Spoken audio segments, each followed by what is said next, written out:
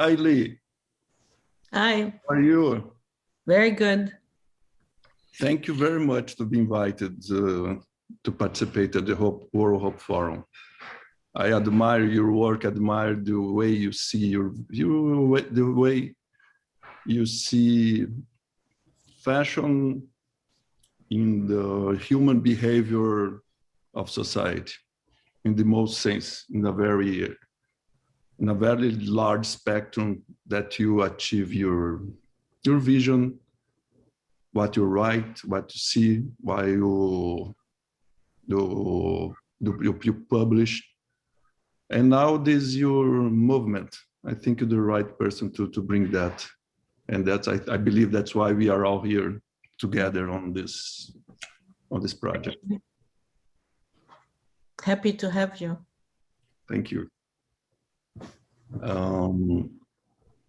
Lily, I should begin?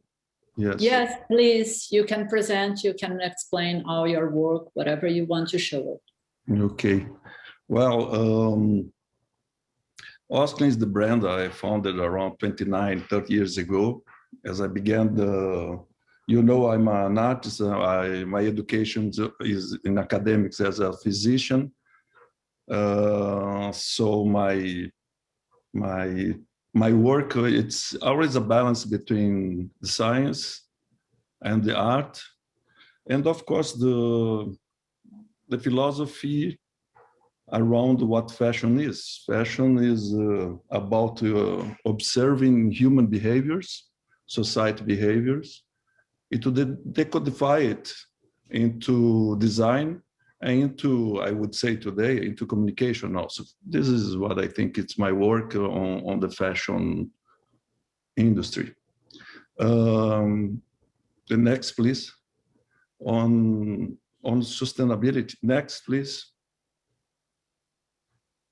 On sustainability, it comes from the culture of my family. My grandparents were born in Estonia, in the very east of Europe.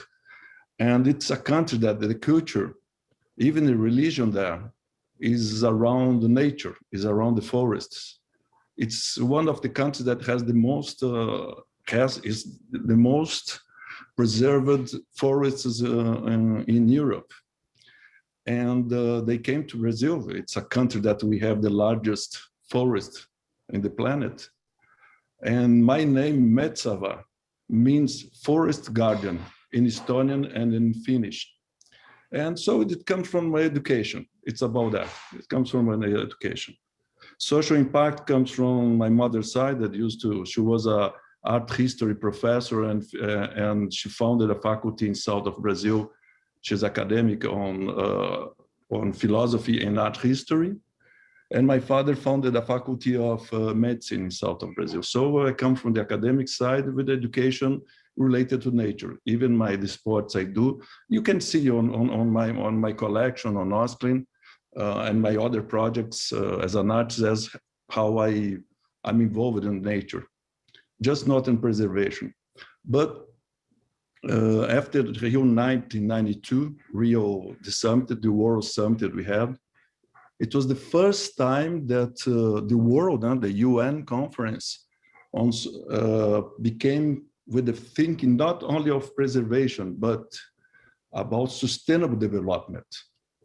So it came, and we became to think about the triple bottom line. It's social impact, sustainability, or preservation, and economics. And I was in Rio de Janeiro, I participated then in 1992, and from there, I could observe, understand, and I think with my entrepreneurial spirit, I could understand that the future was with these elements. And came to me, this as sustainable as possible, as soon as possible. Because we as individuals in society, we always are pointing companies, industry, governments, etc., saying that the companies and institutions must be 100% sustainable. But we come from 200 years of industrial revolution. And we are living, our generation, a moment of a transition of civilization. We are changing exactly to a new economy, a green economy, I would say, or a social impact and green economy way. We are just beginning the 21st millennium, 21st century, this new millennium. So we have to understand that our generation, what we are doing now, this morning, all of us together here, we are talking, we are being the, I would say, I think we are being the illuminists. We are living in the Enlightenment period before the Renaissance. We are proposing, we are changing we are using our philosophy of thinking about changing the world. We know we have to keep this planet alive. We know about the Gaia concept since the 70s.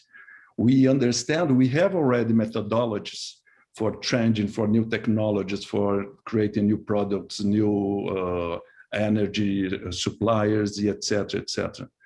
But it has to change our behavior, society behavior. We have changed our mindset already, but we didn't change our behavior.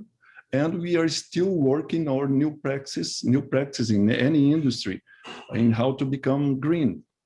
So yes, it's as sustainable as possible. Why? Because when I began doing that, I only used to be pointed at, but Osklen is not 100% sustainable. Osklen is not 100% organic, etc., etc. Of course it's not. And if you don't begin being just 1%, in 1 year. Next year, everybody, our society, we applaud all companies that became just 1% sustainable. Next year, probably there will be 2%. And then this comes up and grow organically in a way to become 100% sustainable. Maybe in 5 years, maybe in 20 years, maybe in a century, but this is the way. So, yes, as sustainable as possible, but as soon as possible. We have to understand that. And this is a challenge. This is something we are already, it's 22 years already of sustainable vision, concepts, methodologies, practice, and numbers we have at Osklen and the Instituto-E, the institute I founded on sustainable development 17 years ago. And what I can share with the others is our experience and saying that begin with 1% and go on. Because if society or ourselves, designers, creators, if we don't understand that the sustainable design thinking must be inherent to our work and not something that we have to follow. We have to love, to understand, as we love aesthetics, now as we love the materials, the standard materials of our industry that were developed for millenniums, centuries. And now we have to help to develop these new materials and involve it into our creativity and not to involve in our responsibility only, but in our creativity. In this way, we are going to change. And so from this concept, we come with Osklen. We have developed so many materials on the last 2 decades. We have helped and fomented some projects. We did bring some materials like the fish skin leather, pirarucu from the Amazon rivers in a very sustainable way on the environment and also on the social impacts. And they are now a luxury, I would say a new luxury icon on the industry. So what I would like to share with the audience is just begin being small, but being very thorough, very deep on the research, on the practice, and bringing it on. I think if all of us would develop or help to develop new materials, new projects on the sustainability, we will change as soon as possible our industry. Now it's my manifesto for the Amazon. We're going to show this video. It's my manifesto. And then I will introduce the last project we did. We are very honored to be doing.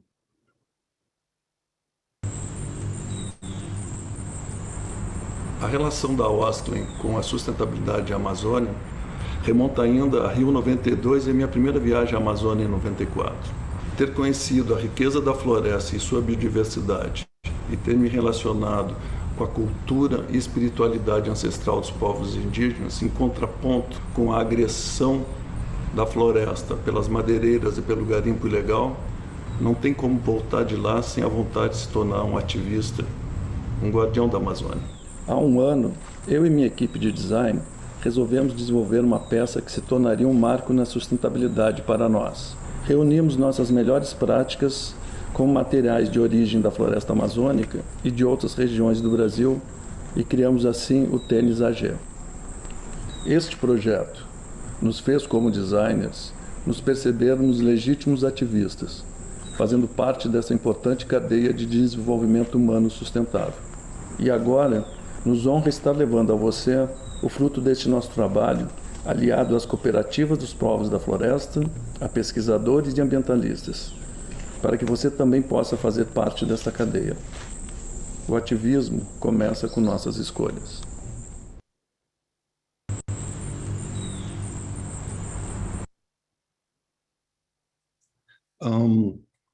What I mean about this, since 1992 at the summit, and since in 1994, the first time I visited the Amazon in an expedition, I could see the richness of our biodiversity and how many projects could be done or already have been done there to bring those materials to our industry, to the fashion. And not only that, when you go there, you get deep on that, and you understand the richness as from the aesthetic points, as from the interesting points, as from the sustainable way. And I would say, and on the way of how we can help to really keep the forest alive is not just hanging, or posting Instagram, save the Amazon, stop burning the forests. We have to understand the people from the forests, the indigenous tribes, and also the people who went to live there after the last 200 years.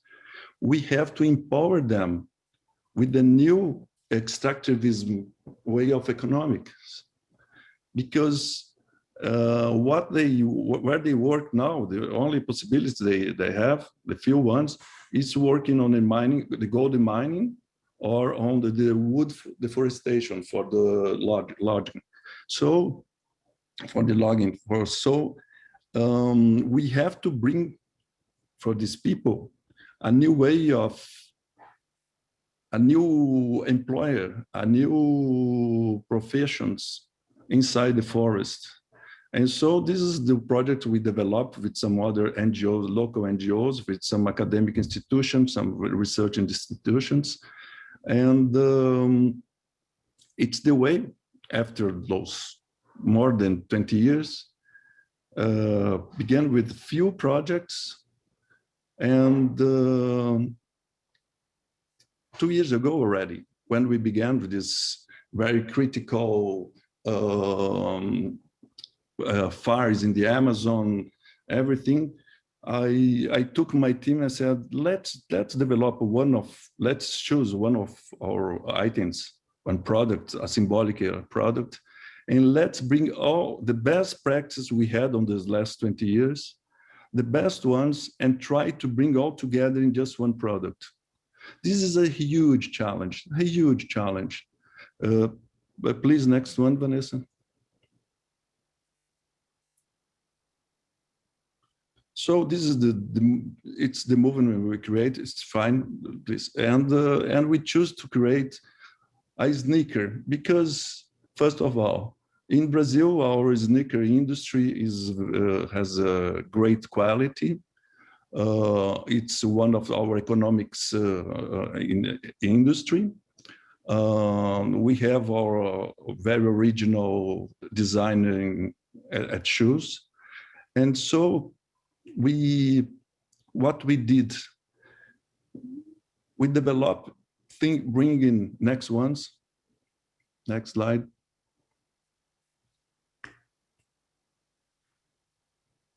We began to see our projects and some other projects we could find in the Amazon, and not only the Amazon, also in our industry. And we try and we got to assemble 7 different sustainable materials, 7 supply chains into just one product. So you see, for example, just for the fish skin, just have a look in this map, how complex it is. The logistics, can imagine on developing, because the fish skin and the latex from the seringueiras, the latex, natural latex from the Amazon, it's developed by the people from the forest, so the communities, groups, cooperatives, and from there, developing them on the social impact of that to bring better economy for them, together with technicians from the research institutions, developing the way how to keep and work the fish skin, the leather, no? And also the latex. And next one, please.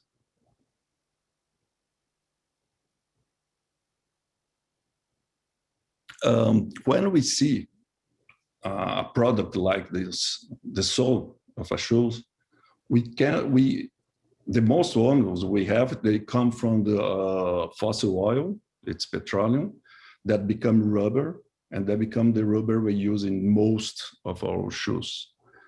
To go back some centuries and to see how, this is the way the latex in the Amazon are produced. It's very artisanal. And we believe we must keep artisanal that way because it's a sustainable way and create opportunity, create economics for the people from the forest. Because we need to take them, instead of working the gold mines, it would be much better they work in a sustainable way. And if we don't bring this aid for them to foment new employments there in the forest, we are not going to keep this forest alive. The forest only will keep alive if we keep the people from the forest in the better quality of life. So I think like this image we have here, maybe we can say, oh, how romantic it is, etc., etc. Yes, I think it's very romantic the way we see that, helping forests to see a tree bring the latex, that latex becoming a soul. But when you're there and you see the communities, and we have some videos, testimonials, and things like that, we working with them, the happiness of them to belong to a chain, to a supply chain that becomes something that's fashionable. It's not just us designers who become happy, you know, delighted with that. They also. So we bring self-esteem, we bring more economics, we change their lives. We show them that what they do for centuries, it's the new cool, it's the new economics. It's something different. We bring them into our projects. Next.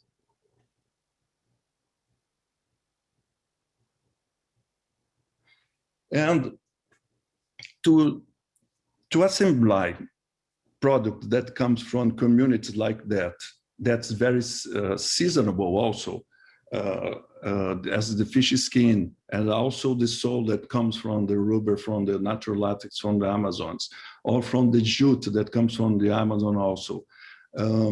But also we have developed some other projects within our industries in São Paulo, in Rio de Janeiro, and etc. So, for example, we have the shoes. These shoes, one is made of mostly with fish skin.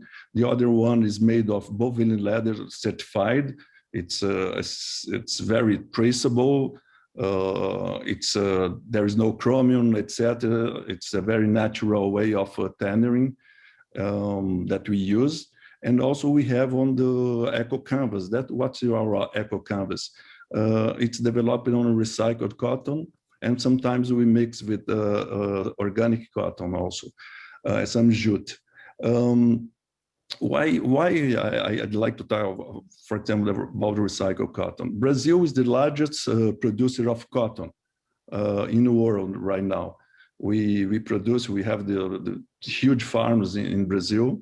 We are also becoming one of the largest ones on the organic cotton. It's from the last 15 years only developing the organic cotton in a more scale. But we actually like to develop on the recycled cotton, because recycled cotton, we have so many pieces around the world that can come to the upcycling. And recycled cotton, I think aesthetically, I like the rusticity that comes from, because the fibers are cut and they become shorter fibers. But they become, for me, on the rustic side, I think the energy economics that we have from recycled cotton is huge. It's huge. So we have brought it together. Also, the insole, it's a Brazilian project. It is very interesting because it's an EVA that doesn't come from the fossil energy. It comes from the sugar cane. So it's a sustainable way. It's a very sustainable way.